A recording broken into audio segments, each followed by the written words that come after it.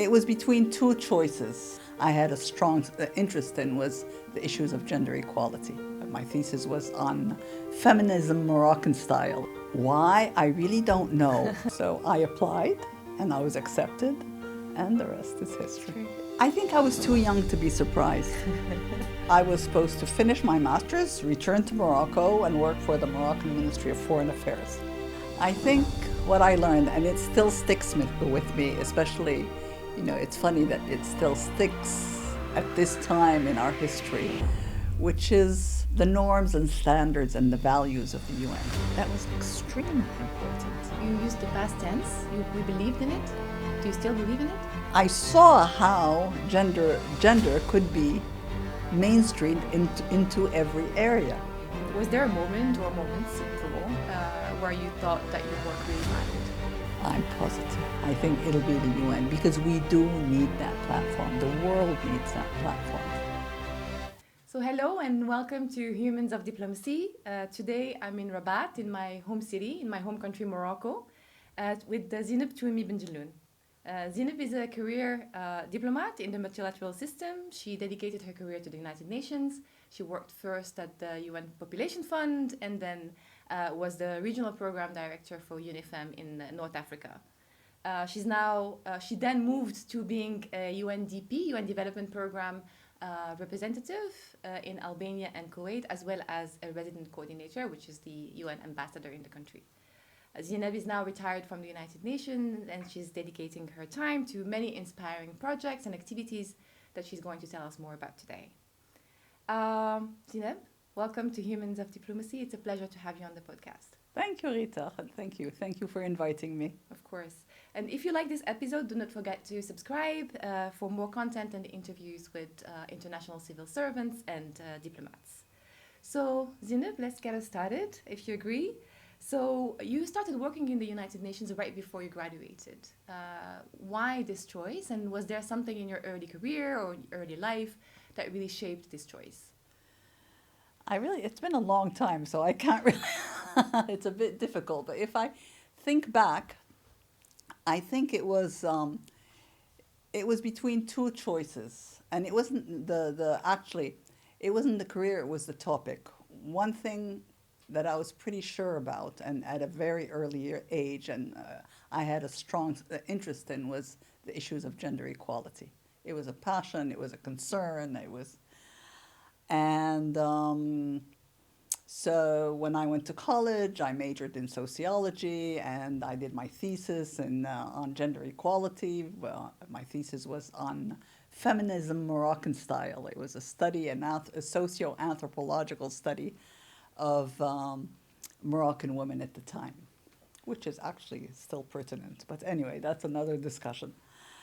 But so it was more of the topic, and at a certain point during my college years, I was either going to go academic, I was going to go into research in the area, or something else, whatever. But it was actually, initially it was really going to be academic. And then I went to grad school and I applied to schools of international affairs.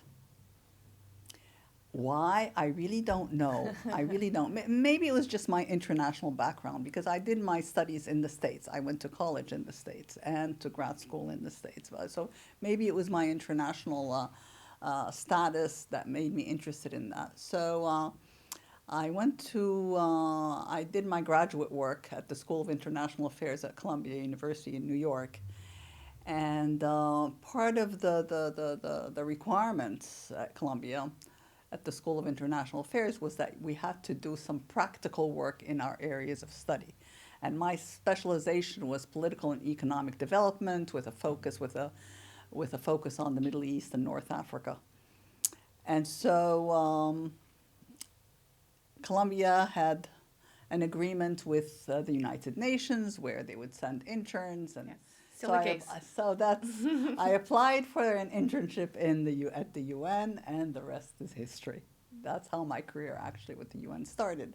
So how did you get in, like as an intern? As an intern, I applied, and I was accepted by a very small organization that was that was functioning in its interim headquarters, which had just been created following the Copenhagen Conference on Women in Development, and which was called INSTRAW.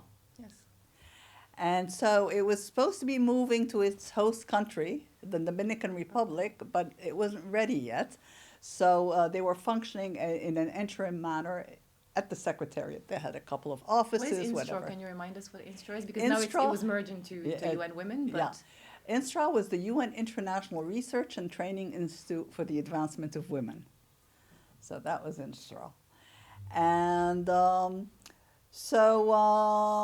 And how did you move from this internship to like an actual job? And was it the fixed term job that you had? Like you landed your first job was a I fixed went from term? an internship to a consultancy to a Okay. fixed term appointment. The normal route. The normal route. Yeah. No, when I got my internship, I was very lucky because I went to a very small organization, which gave responsibility to everybody. If you were willing to work. So as an intern, I was put in charge of coordinating the preparations for this interregional seminar that they were going to organize on women and development planning. At the time, we didn't speak of gender; we spoke of women. It was women that was going to take place a year later. So I was told, "There you go. It's your baby. You need to organize it, identify the participants, the agenda, the itinerary. I mean, everything basically." So I worked for, the internship was 3 or 4 months. So I did 4 months of that, and then I left. I wasn't an intern anymore. And they called me back and recruited me as a consultant to continue working. And then I graduated. And then they started opening posts because they were creating posts because it was a new institution. And one of the posts was a P2, a young professional in UN terms, research and training officer. So I applied, and I was accepted, and the rest is history. So what is it that surprised you most when you started? You were not familiar with international organizations or the UN before you did this internship, right? So what surprised you? Anything in particular that you remember? I think I was too young to be surprised. At the time, when you're young, nothing, sir. You just sort of jump into things without thinking. Because, in my plan, I was not supposed to work for the UN. I was supposed to finish my master's, return to Morocco, and work for the Moroccan Ministry of Foreign Affairs. Was that the plan? That was the plan. Okay. That was the plan. But then there was this opportunity, and I couldn't resist. And I knew I could return anytime I want. So I said, some work experience, whatever, before I go back. And so basically, it was sort of jumping on, seizing opportunities. And that was so nothing was really surprising. And I was in this international environment. So I wasn't really, I don't remember being surprised. I don't really recall being surprised. But it's also, I think you didn't have any preconceived idea. Yeah, I didn't have any preconceived. I hadn't worked anywhere else. So. And did you learn anything in these early years that still stays with you now? Yeah. I think what I learned, and it still sticks with me, especially, it's funny that it still sticks at this time in our history, which is the norms and standards and the values of the UN. That was extremely important. And it was why the UN was, attractive to many. And we believed in it. And we pursued, that's what we pursued, those norms and standards, those values, human rights, gender equality, people's rights, environmental protection at the time. That's what we called it, all. We'll get back to it, but you used the past tense. We believed in it. Do you still believe in it? Do I still believe in it? You want to jump into that immediately? No, I will get back to that, but I wanted to follow up on that. Do I still believe? Yes, I do. Okay. In spite of everything, I still do. I'm still a believer. So you mentioned that the plan was to work with the Moroccan Ministry of Foreign Affairs. And did you ever regret not going? Well, actually, I didn't have much of a choice because I did actually after working 2 or 3 years with INSTRAW and Mm-hmm. because I moved with them to the To Dominican Dominican Republic Republic. after New Could be York. worse as a duty station. Oh, it was wonderful. Oh, that is the best duty station in the world, especially at age 25, you know? Wonderful. No.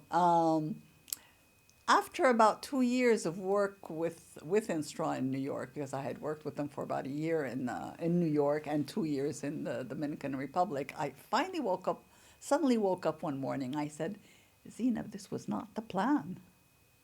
The plan was for you, when you finished your studies, that you would return to Morocco because you have to participate in the development of your country. I mean, we were very nationalistic at the time, you know. It was post-independence Morocco. We were all meant to, Contribute. return and participate. And so just overnight, I decided to resign and return. So you resigned with no plan? I resigned with no plan. So what was your Return. next step? My next step is I returned to Morocco, and at the time, if well, you wouldn't recall this, this is way before your time. At the time, we signed. There was the civil service, and I was supposed to. So, in principle, I should have done my civil service work with the Ministry of Foreign Affairs, but they had eliminated that by the time I returned, so I was free. I didn't have to do my civil service at the same time. I wasn't able to work where, I was trained to work, basically.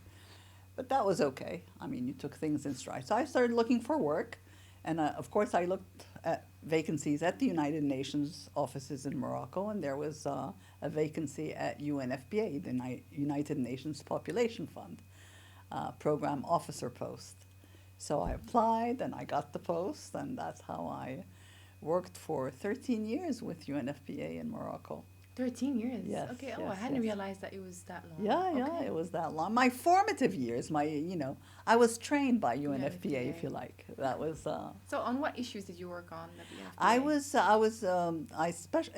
was a program officer in charge of population and development studies, gender equality. I was a focal point for gender issues, for environmental issues. So that was my area of work. Most UNFPA offices, maybe even to this day, are divided into reproductive health and population and development studies. Okay, and so you stayed for 13 years there, Uh-huh. and then you moved to UNIFEM. Why Then I and moved. how? Well, that was another coincidence, another opportunity. It was not planned, really, it was not planned. Um, UNIFEM wanted to open a sub-regional office to cover initially the three countries of North Africa, Morocco, Algeria, and Tunisia, with a gender advisor to advise the UN country teams in each of the countries on the issues of gender and gender mainstreaming and so on and so forth. So, and they wanted this office to be based in Morocco, headquartered in Morocco. So one day, one of the UNIFEM at the time, regional director that covered the area and who was based in Dakar, was on mission in Morocco, and they were seeking to make the post known. And I was, as UNFPA, because I was, we were very close in terms of interests on the gender equality issue. She would always come to me to see, what were the emerging issues in Morocco, what was going on, whatever. So she came to my office and we talked a little bit about what was going on. And then she says, well, UNIFEM wants to recruit a gender advisor for North Africa. Would you know anybody who would be interested? Would you be able to recommend anybody? And do you know anybody who would be interested? And I looked at her and I said, me. She goes, oh my God. She was happy. Oh yeah, I mean, she didn't think I would leave a full-time permanent job, permanent contract job for something that was, just Less starting, was insecure, basically. But I was interested. So that's how I went back to my international career, if you like. Because you moved to being an international. Yes, because I started my career as an international. Then when I went to Morocco, because I worked in a country office, the UNFPA office was devoted to Morocco, I became a national. And then when I moved to UNIFEM, because it had a regional coverage, I became an international again. And that's how I worked with UNIFEM in North Africa for 11 years, where the office grew from a gender advisor office to a programming office, and then to a full-fledged sub-regional office. So that's lasted for how long? That was 11 years. 11 years, okay. Yeah. And just going back a little bit, you joined the UN as a young woman from Morocco. Was there any Moroccan women in the system that you could kind of identify with at the time? No, I didn't know any older Moroccan women. There was a woman who was my age, who was working in the secretariat.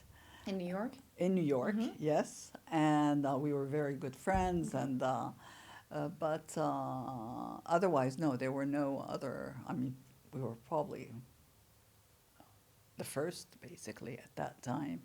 Yeah, you were the first. Yeah. So do you feel like it made things more difficult not to have like a clear path for yourself or role models to identify to, or do you feel like it didn't matter at all?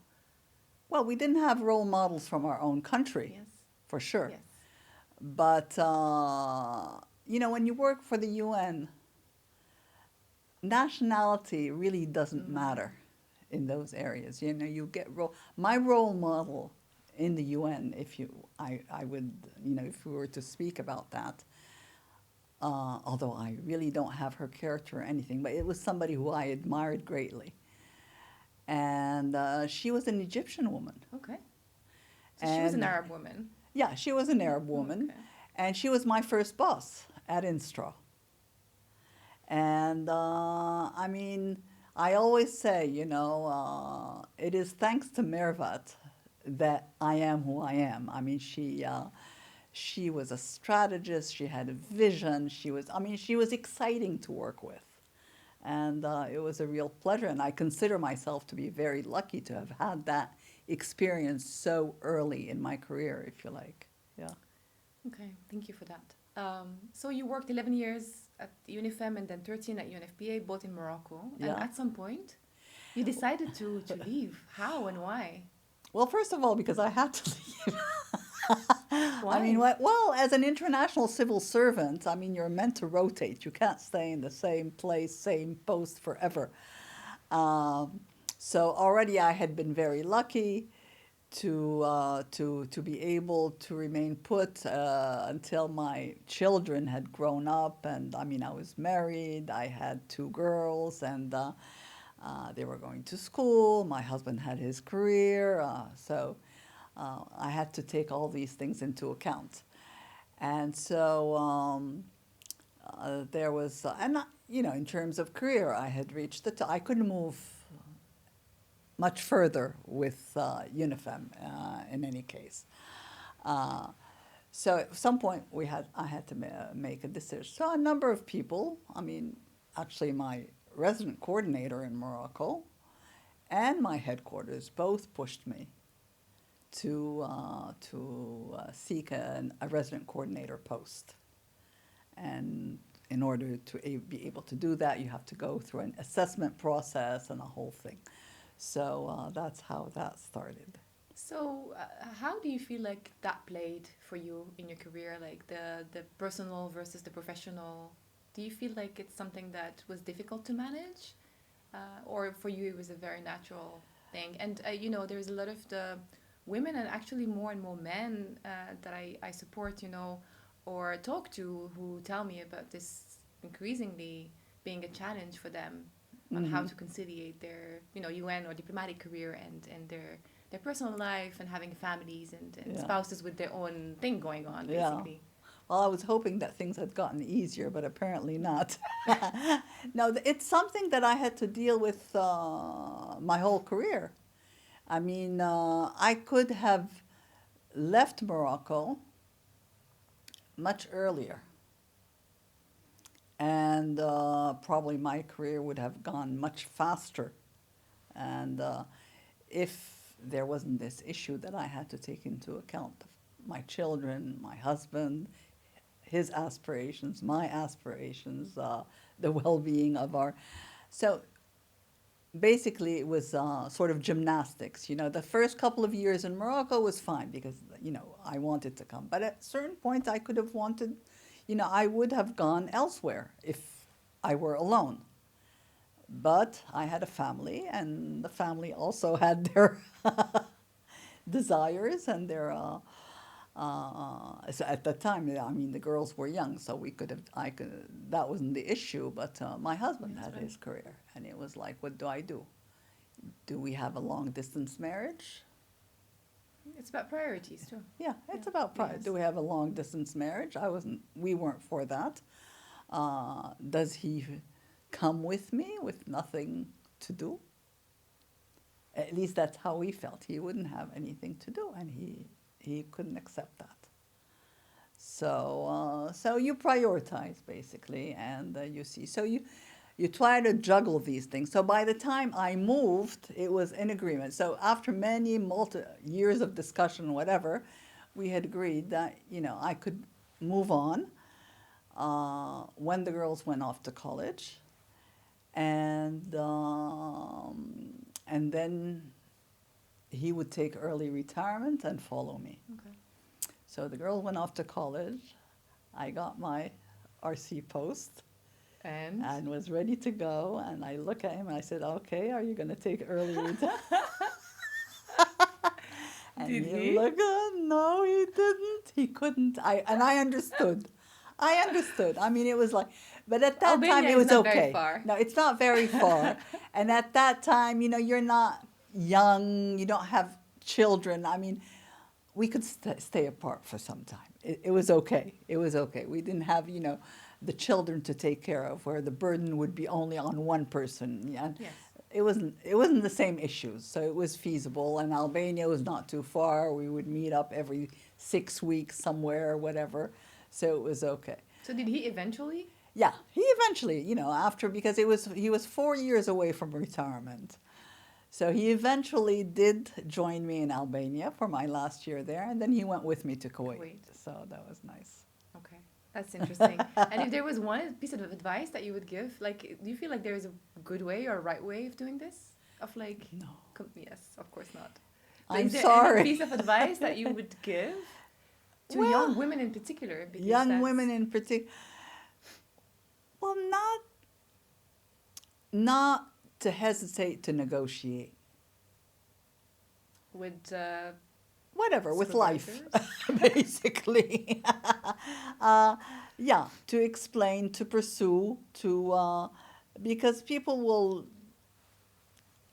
within a couple, I mean, if a couple is, you know, meant to be together, Yeah. they will come to some sort of understanding. Yes. So, but to be ready to sacrifice. You can't have it all. That's You know, you just cannot have it unfortunately. all. I mean, unfortunately, I wish I could say there was a way of having it all, but I don't think so. Yeah, it's also a matter of timing and things that you can prioritize at certain moments of life and others at other moments in life. Yeah, And I think that's a perfect example Yeah, that you just yeah, gave us. yeah, yeah. Yes. Okay, so then moving to your RC hat for Albania and then Kuwait. Yeah. How would you describe that job compared to the others that you had previously? And can you just tell us more about what it entails exactly? Very few people know exactly what an RC does, or resident coordinator, sorry. I'm going to stop using acronyms. Acronyms. Yeah, what does it look like? What problems do you try to solve? What are the people that you meet? Like, what is it that you do exactly? Mm-hmm. And maybe Albania and Kuwait very, very different. I don't know. No, well, the job is more or less the same. I mean, the job descriptions are exactly the same. But the contexts are completely different. And that's what's very interesting. And that's where things change. That's how you can't just duplicate what you do in one country to another country. It just doesn't happen that way. Yeah. But the difference between, you know, being a head of an agency and the head of the UN at the country level is that the head of an agency at the country level, well, you're specialized in the topic of that agency and you're focused on that. Whereas when you're the UN resident coordinator, you become a generalist and you seek integration. You try to see a way of pulling all these mandates together in order to serve the country, in order to respond to the priorities of the country that you're serving. So that's the difference. So it's a bigger hat. I learned a lot. I mean, I was amazed. I mean, my first post in Albania, it was like I was speaking on every issue under the earth, you know. I mean, at one point I started feeling silly. I said, Zineb, you can't do this seriously. You can't just talk about everything. But the agencies wanted you to speak in their name at certain levels. And you had to, as resident coordinator. Of course, they prepared the speeches, for sure. You don't prepare the speeches yourself, but you need to deliver them, and you need to know what you're delivering. So I found myself speaking on a variety of issues that was, actually, quite fascinating. And you learn a lot. You learn quite a bit on the various mandates of the United Nations, the various development issues, the various social and human rights issues and economic issues, and that's a bit of a difference between the two jobs. In terms of the daily work of a resident coordinator, well, it's meeting after meeting. It's mostly that, right? Yeah, it's a lot of that, because that's your role. Your role is to get people to agree, whether it's amongst agencies or amongst national counterparts, between government and civil society, or, whatever, or, personnel, people in the various offices, That's your job. Or with donors in order. I mean, we do a lot of resource mobilization. We're responsible for that, for the UN. And so lots of meeting with donors to convince them to advocate to. So did you feel like it was not a sacrifice for you, but something problematic that you were not focusing on gender equality? Because when we started this conversation, you said that that's the reason why you joined the UN, and all of a sudden you're at the UN not working on gender equality anymore. So how did that feel? Not only. No, I was working, Okay. even as a UN resident coordinator, because when you get the gender equality shot, it's a shot. And so it's a lens, You see it basically. everywhere. You see it everywhere. And So it's everywhere. So. And it's everywhere. So, to me, when I looked at the what we used to call UNDAFs, the UN Development Assistance Frameworks, which right now I think are called Cooperation frameworks. The cooperation UNSCDFs. I looked at them through a gender equality lens. I saw how gender could be mainstreamed into every area. So it was actually not an impediment. It was actually, I was broadening my horizons. It was an opportunity to see how to promote gender equality in more areas of life, in more environments, basically, in more subjects, in more. So in that sense, it was actually quite an eye-opener how, my God, I can't get away from it. I just see it everywhere. It's in me. Okay. And then after Kuwait, you retired. Yes. How did you feel about retiring? I speak with a lot of UN professionals who, for whom their identity is very tied to being a UN staff member. How did you feel?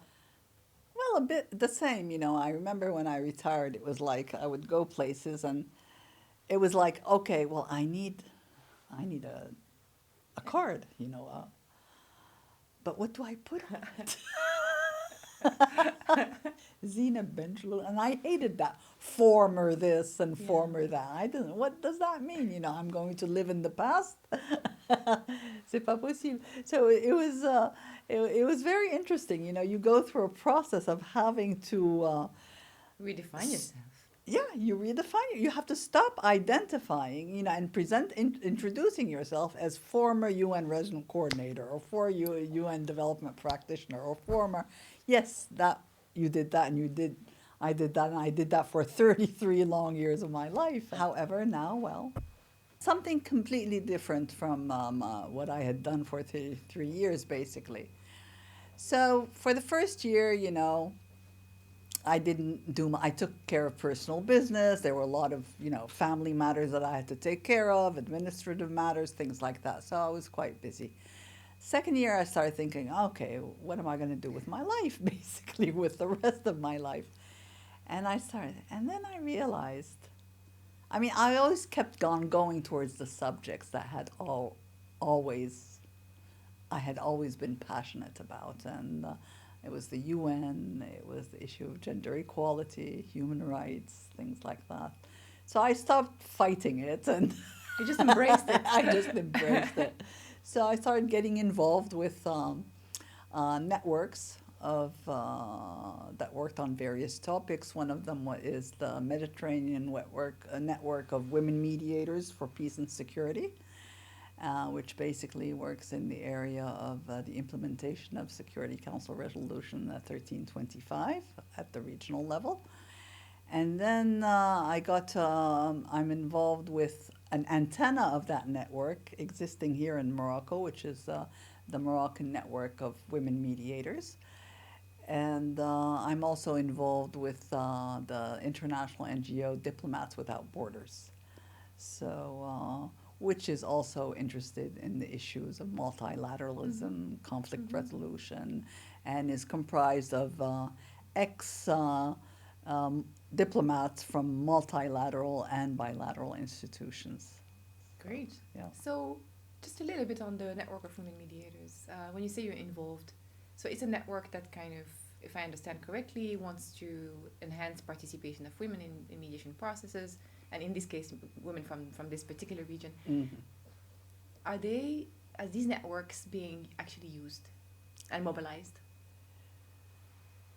Not as much as they could be. Were you personally drawn into using your diplomatic experience, which is very strong, and to mediate conflicts or any type of process?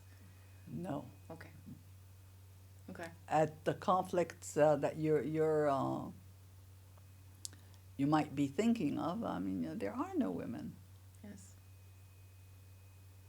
Yes, we are involved we do a lot of, the objective is not only to mediate conflicts or whatever. The objective is also to support women in conflict-ridden countries, to bring out their voices, to advocate for them. So we've done a lot of work with Afghan women, with Syrian women, where we sort of listen to their issues, we bring them together, they're able to speak, we're able to advocate for them.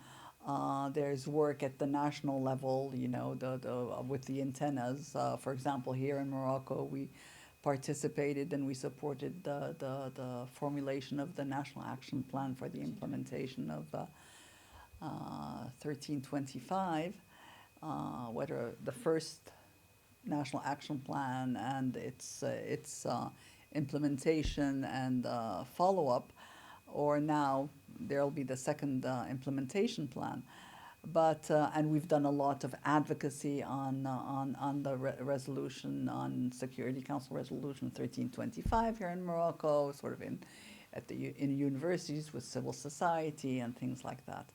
So so it's still peace processes, but like at the track 3, so it's more grassroots level. Exactly. Okay. Of course, these networks are also a source of,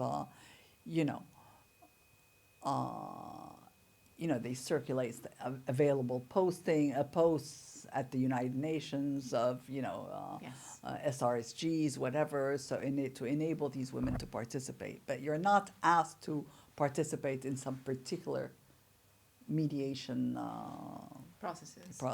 Okay, thank you so much. And are you enjoying all of your activities, the current ones? Oh, yeah, definitely. Of course, yeah. Okay. So, looking back, was there a moment or moments in plural where you thought that your work really mattered? I'm sure there are many, but if you could pick maybe one. Oh, you want one? Okay. Yeah, well, one. I'm going to be a bit. Okay, I will pick one. It's easy, but it's a bit selfish of me because it'll be an example from my own country, That's okay. which is spend okay. time here too, so So yeah.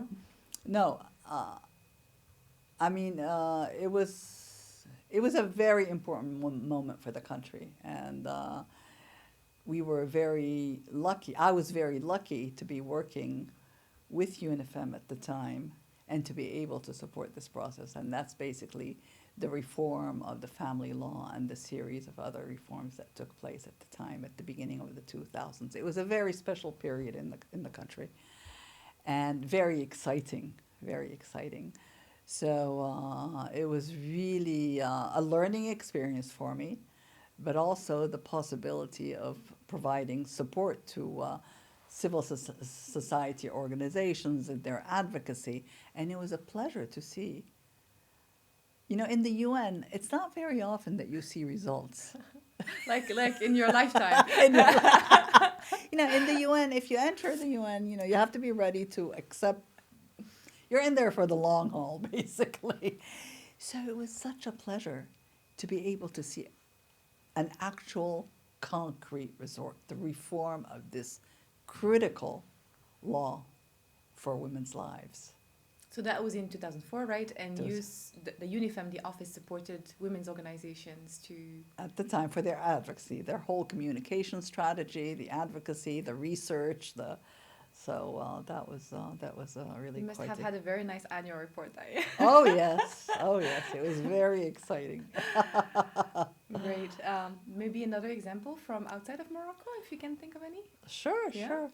Now this is well, there was an exciting example actually, an exciting example in Kuwait actually, and it was right before I left, and it was the establishment of their anti-corruption commission.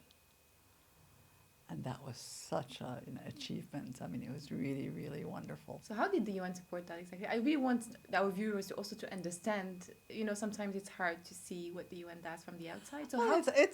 it's advocating, providing technical support, Okay. That's it. Benchmark. benchmarking, you know, things like that. I mean, we Okay. provide the know-how. We don't establish. We don't know. It's the nationals who establish.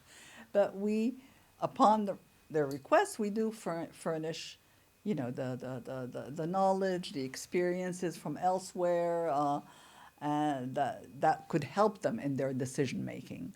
And that was actually a wonderful achievement.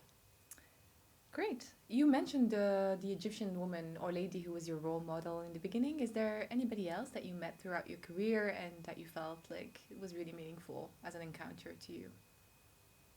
Yes. Well, you know, I'm sure there's many. There are many, but there are a group of women actually from whom I learned quite a bit, and who you know were and still are amazing. And these are the Tunisian, Algerian, and Moroccan NGOs, which comprise the Collectif 95 Maghreb Égalité. This is a collective of Moroccan, Algerian, and Tunisian NGOs, women's rights organizations, who got together in the 90s, I think, around the Beijing conference, and started to work together, given the commonalities in terms of culture, background, things, language, whatever.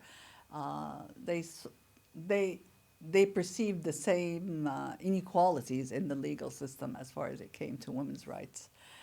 And so they saw the purpose in working together to try to learn from each other and to help each other in terms of advocating for the change of laws in their countries.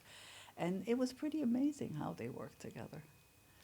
And A lot of lessons there. lots of lessons there, Yes. lots of and the way that they were able to focus on that, because I mean, as you know, You can focus on other stuff. you can focus on a lot. There are many issues between Yes. countries and many problems between countries, and you can let yourself be taken by that. But they made a conscious decision. It was well understood that their focus was the issue of women's rights in the three countries and how they could advance them together. So that was actually a very exciting experience. Nice. Thank you. So moving to the harder moments, so has there been times where you felt discouraged about your work or about international cooperation in general? Yeah, yeah. Well, in terms of frustration, there are many. I Yeah, mean, frustration you're is always frustrated. But one of the biggest concerns, because when I started with the UN, it was not the case, and it became more and more so, and it gets worse and worse, because we were always told that, and I'm a good student. I believe what I'm told, that national priorities were the guiding light.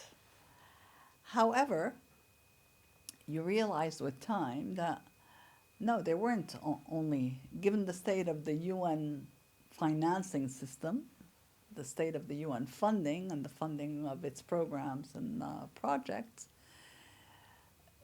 that there are other considerations that you need to take into account in providing. There are donor priorities. And sometimes it's not that they contradict necessarily, it's that you're not given the leeway to formulate a coherent program in support of the Yes. national priorities, because donors have preferences. And so they might, Political priorities as well. uh, Their own political priorities. exactly, their own political Yes. that's what they Yes. are, their own political Yes. priorities. And they might want to fund one aspect and not another. And so, you're always juggling on how to make this cooperation framework, coherent and really respond to the national priorities. And similarly, was there a moment, like a political or geopolitical event, that affected you while you were at work? We work at the UN, we address some of the world's most pressing. Sorry, you worked at the UN. You addressed some of the most pressing, complex crises, but then we also sometimes feel frustrated because some things happen, and we see also that the UN doesn't always have, the power to respond. Mm. Like, was there any event that really touched you? Well, it's not like today. I mean, it's always like that. There's a change of government and everything changes. Yes. Everything changes, and you have to start from the beginning.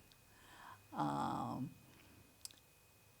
Also, there are times when, member states, I mean, you are told that you have to uphold UN norms and standards. And that's what you set out to do as a UN soldier, right? Mm-hmm. But then what happens is that, and who gives you this mandate? Member states, right? But when you go to the country level, it's those same member states who are not to the level. It's not that they necessarily don't want to respect, but it's not. There. And you have to, and if you want to be effective, and if you want your work to have some kind of result, you have to level and understand where people are coming from, and work with them from that level in order to see, Change. where they want to go, how far you want to go, how far they want to go, and how to, uphold these standards, which are their standards. I mean, these are not, UN standards are standards of member states. I mean, the UN was mandated with these by the member states. So it's always a tricky process. And that's what it is. It's a process, basically, where you have to find a balance on how to deliver effectively, how to serve the UN, and how to serve the countries effectively, basically. And adapt to the reality. And adapt to the reality, basically. How would you describe the state of multilateralism today? You just talked about the UN norms and standards, and so how would you describe that? Well, let's You say have they're out of. What? I think they've been thrown out, basically, out the window. No. Well, it's chaotic, yes. Certainly it's chaotic. And I think there's some kind of change, to say the least, taking place. We're transitioning to something. What, I have no idea. I really have no idea where we're going. But it's a big change. I mean, this is a big change. So you don't see this as a temporary phase? I don't think so. Okay. Because it's not contingent on one or two people. These are systems which are being upheld. And we're changing. And I think it might be good. It might turn out all right if the opportunity is seized in the right way, basically. I mean, if we look at the UN, it's a wonderful organization. I'm a believer, as I said in the beginning, and I continue to be a believer. But it has its issues. So it needs to be reformed? It needs to be reformed, for sure. Okay. So perhaps this is the opportunity to do it and to do it right, basically. Because don't forget, we've been talking about reform for years. And ever since I entered the UN, we've been talking about UN reform. And this... We're talking about the 80s, the 90s. So, you know. So hopefully, and here I'm being the eternal optimist, so I'm trying to look at this as an opportunity for a positive change, basically. Do you think there will still be a UN in 10 years? Oh, yeah. Are you sure of that? I'm positive. Okay. There is no... In whatever form, I think it'll be the UN, because we do need that platform. The world needs that platform. And that's what we furnish as the UN, that platform for countries to have a conversation. And if we stop having a conversation, I think it would be the end, basically. So, yes, I do believe we'll still have the UN, inshallah. Inshallah. Zineb, thank you so much for your time today. You're welcome. This is the end of this conversation. It was a pleasure to have it. Equally. Thank you for Morocco. the invitation. Thank you. Thank you for watching this episode. If you liked this conversation, don't forget to subscribe to the YouTube channel and to the newsletter, where you will be getting additional insight from this interview and other conversations with diplomats and international civil servants. Until next time, thank you for watching.